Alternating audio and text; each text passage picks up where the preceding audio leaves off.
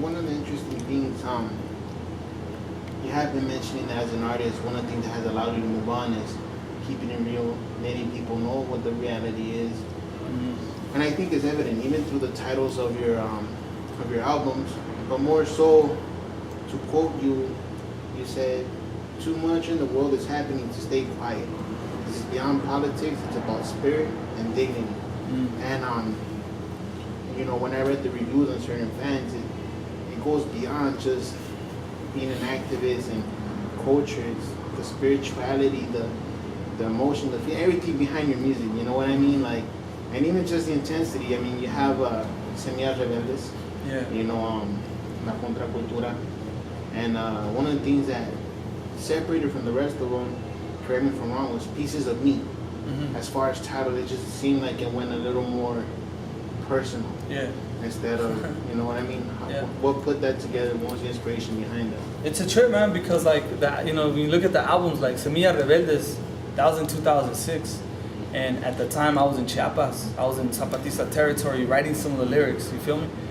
And so all of that inspires you, you know, like, so what you want to do is you want to talk about those things, you know, like, you hear stories from them, you're like, oh shit, you know, can I put that on paper, blah, blah, blah. And then when I came back to LA, it took me about 2 years to come out with Counterculture after that, so it's about 2008, 2009, I started writing it. And then you look at what's around you too, you know what I'm saying, like that's why it's called Counterculture, you know, that's why there's songs that talk about Obama, the Obama administration, but then there's also songs like No Amanecer, you know, like that are more introspective. And then there's Pieces, you know, and Pieces of Me is like, to me that was kind of like the marker of like changing my consciousness from like just stating facts. Stating facts is kind of like external to you, you know, like 98% of the population, you know, whatever, like it's just, all you're doing is like stating facts. But Pieces of Me is like, this is the reason why I'm stating those facts. This is the reason why I talk about the things that I do, you know, so that you know that this shit is personal, you know what I mean? Like the politics, the culture that you hear, all that stuff you might have heard on Semillas, it's coming from a personal perspective. It's not like I learned it in books, but it's an experience, you know what I mean? So Pieces of Me, to me, represented that. And also, like, not everybody wants to hear, like, just facts, you know? It doesn't have a lot of soul, it doesn't have a lot of spirit, you know? But when you make yourself vulnerable, that's when, like, people are able to, like, real people are able to connect with you, you know? Like, the everyday folks, you know, that struggle on the daily, that's when they're like, oh, yeah, I've been through that, too. Da-da-da-da-da. And that's exactly what happened with Pieces of Me. It got to the point where that song was being used in high schools and colleges, like, in their syllabus and curriculums. So I was like, all right, dope, you know, that's where things need to be, you know. That's funny, you just took the next question out of me. Oh, yeah. That it was being used in the classrooms to kind of teach kids, you know, and go a little further as far as spirituality, like you said, and personality. And it is because of that song that I came across something that seemed real interesting to me is you've been compared to, in my opinion, one of the greatest. Charlie Pali, activist dude, real poetic, spiritual.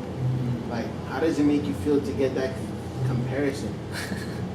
So when I first saw that quote, I don't know, I felt like a little bit like, dang, you know what I'm saying? Like, you kind of go back to like, just getting like, I got little, you know what I'm saying? I was like, oh, dude, that's too much pressure kind of thing, you know? But after a while then too, you gotta own it, you know what I'm saying? Like, look, dude, there's not a lot of fucking raza or Mexicans or Chicanos, whatever you want to call us. There's not a lot of us doing hip-hop on a national level that's being respected as a hip-hop art form. You know, for a lot of years, like, if you're a Mexican, it's like, oh, you're a Chicano rapper, or you're a Latin rapper. It's not hip-hop. You know, it's cool what y'all are doing, but it's now part of this bigger culture called hip-hop. You know? Big Pun, Fat Joe, folks that are from New York, they're being placed in the hip hop, you know what I'm saying, like umbrella. But like, look at people like Sakura, like Sick Jackin, one of the sickest MCs of all time. He's not being placed among some of the greatest. He's being placed as a Chicano rapper or something like that. You know what I'm saying? Like, so there's very few of us that kind of did that transition. Like, okay, we're being looked at as hip hop artists, not Chicano rappers, you know. So because of that, when I saw that quote, I was like, okay, dope. That's like, I gotta own it then. You know what I'm saying? Like, I'm being compared to another hip hop artist, not like a Latino rapper or something like that, you know, or Tigre del Norte or something like that, you know. So it's, again, dude, it's like humbling, but it's also like you gotta come with it, you know. Next time around, you gotta make sure your shit's on point. And that's what I've been trying to do anyway, you know. As mentioned, because of, you know, what you've done in the past, you get those comparisons. And like you say, you definitely gotta own it. You already have a reputation, per se. You've touched the activist side of the music, spitting the facts. You've gone to being more personal, making yourself vulnerable to your people. Drawn is beautiful. Set to release August 1st. Yep. August 1st. How's that coming along? You know, once again, the inspiration behind that. What route are you taking with this one? That's like, dude, honestly, man, that album is like, that's my everything right now, man. You know what I'm saying? Like, my whole life revolves around that album right now. I stopped organizing, you know what I'm saying? Like, just to finish the album. The music is done, you know, the music is done. And basically, so this is what I wanted to do with that album. When you look at the history of hip hop, man, you look at people sampling old funk records and all this good stuff, you know what I mean? Hip hop to me continues to be part of the poor people's experience. Not just black community, not just the black culture, but poor people's experience. So in New York, where hip hop came out of, it wasn't just black folks in the hood on the projects. There was a lot of Puerto Ricanos, Colombianos, and they too were introducing folks to music of their kind, you know what I mean? So to me, because hip hop continues to be an experience or like an expression of like poor folks, well, there's poor folks everywhere. There's a reason why we look at Eminem as a legitimate MC, is because that fool came out of the gutter, you know what I'm saying? So there's a certain level of sincerity with it. To me, right now with the Mexican experience in the US with immigration and everything like that, there's a lot of attacks on our people. So what I wanted to do was do hip hop, but of our kind. Not just putting a sample of a ranchera on top of a boom bap beat, but like really like from the bottom up, build a song with our music in mind. You know what I mean?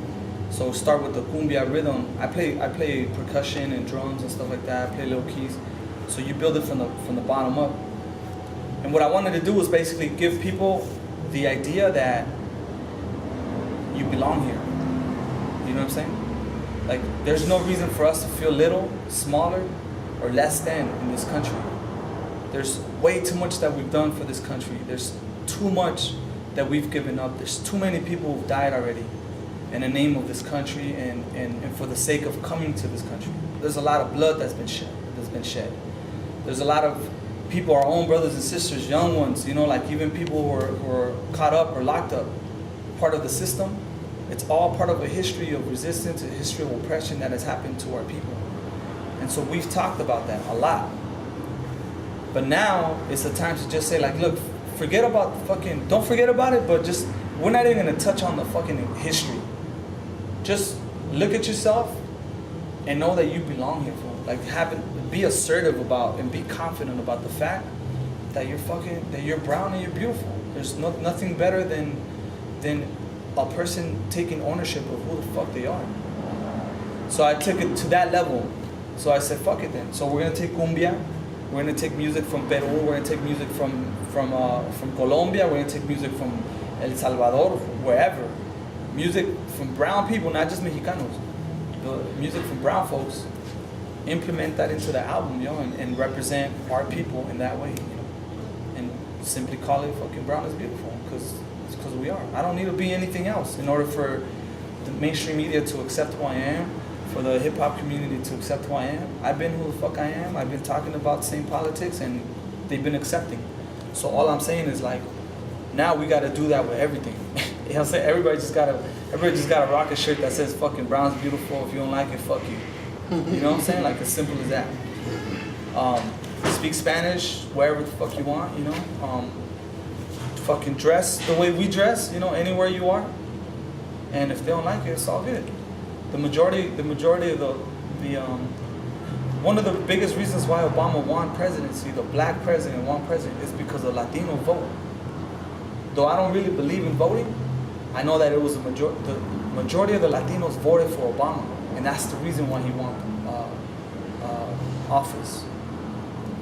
So if you don't feel like you have any power in this country, basically what you're doing is you're denying yourself of the reality. Again, you're doing a really good job of avoiding the basic truth, the basic reality. So we're at a point, homie, where we just gotta be like, you know, like do this shit right here, just lay back and just be like, oh, brown is beautiful. Fucking yeah, my pedo. I was on a wake up show speaking Spanish and shit. You know? They didn't put me on a fucking, oh, never mind, for you're a Latin rapper. Nah. I was like, this hip hop shit, fool. Put a fucking beat on, do Spanish, do English. Ahí está, igual, boom. Now what, fool? Like, next, let's move on, you know what I mean? And they took it as that. They took it as like, that's fucking dope. That's what hip hop is. People who speak the truth, talk about the reality, and represent themselves as who they are.